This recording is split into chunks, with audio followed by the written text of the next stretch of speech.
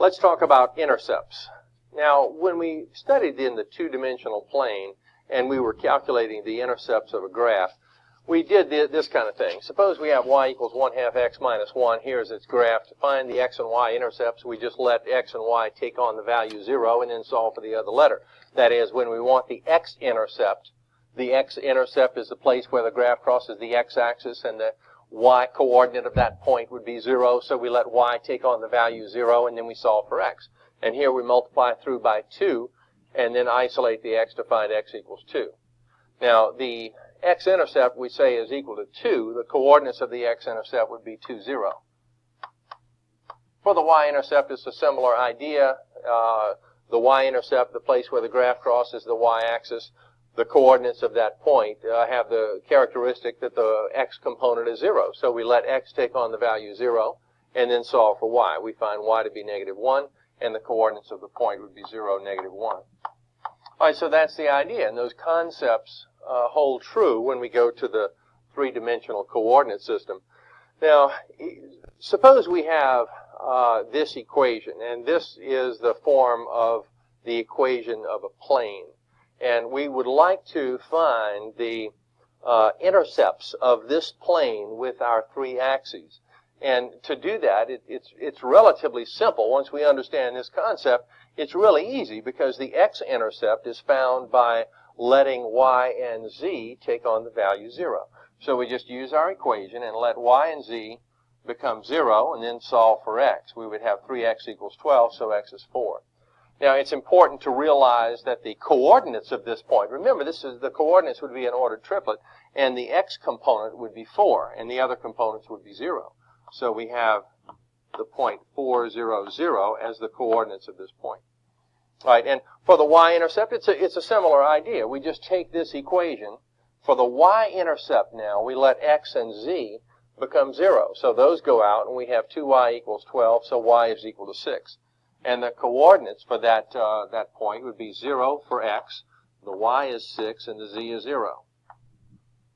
Okay, and now for the z-intercept, same idea. For the z-intercept, let x and y become 0. They go out. 4z is equal to 12, so z is equal to 3.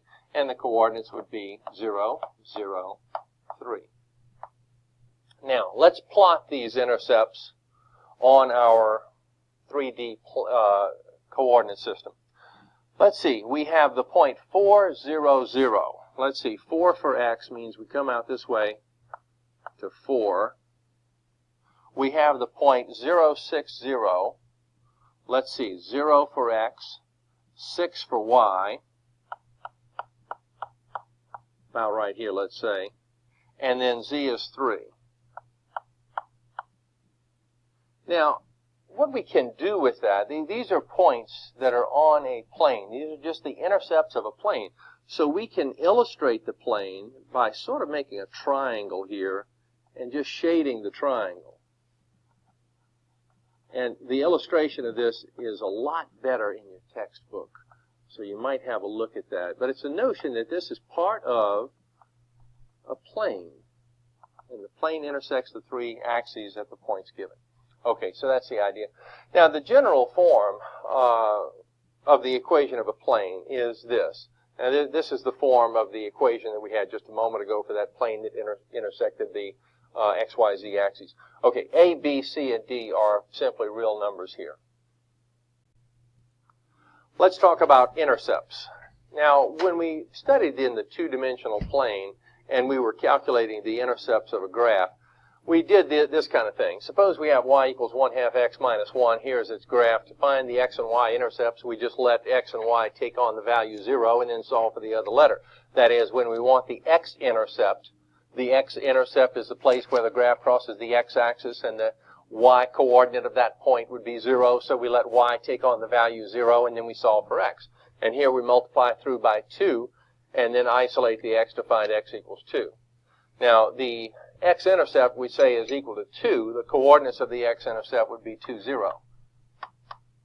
For the y-intercept, it's a similar idea. The y-intercept, the place where the graph crosses the y-axis, the coordinates of that point have the characteristic that the x component is 0. So we let x take on the value 0, and then solve for y. We find y to be -1, and the coordinates of the point would be 0, -1. All right, so that's the idea, and those concepts hold true when we go to the three-dimensional coordinate system. Now, suppose we have this equation, and this is the form of the equation of a plane, and we would like to find the intercepts of this plane with our three axes. And to do that, it's relatively simple. Once we understand this concept, it's really easy because the x-intercept is found by letting y and z take on the value 0. So we just use our equation and let y and z become 0 and then solve for x. We would have 3x = 12, so x is 4.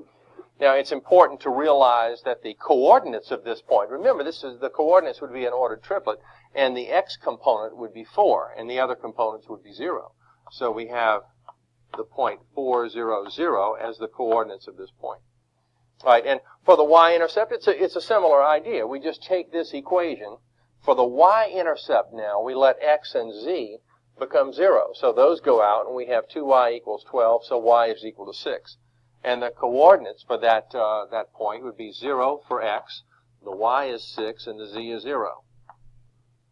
Okay, and now for the z-intercept, same idea. For the z-intercept, let x and y become 0. They go out. 4z is equal to 12, so z is equal to 3. And the coordinates would be 0, 0, 3. Now, let's plot these intercepts on our 3D coordinate system. Let's see. We have the point 4, 0, 0. Let's see. 4 for x means we come out this way to 4. We have the point 0, 6, 0. Let's see. 0 for x, 6 for y. About right here, let's say. And then z is 3. Now, what we can do with that, these are points that are on a plane. These are just the intercepts of a plane. So we can illustrate the plane by sort of making a triangle here and just shading the triangle. And the illustration of this is a lot better in your textbook. So you might have a look at that. But it's a notion that this is part of a plane. And the plane intersects the three axes at the points given. Okay, so that's the idea. Now, the general form of the equation of a plane is this. And this is the form of the equation that we had just a moment ago for that plane that intersected the x, y, z axes. Okay, A, B, C, and D are simply real numbers here.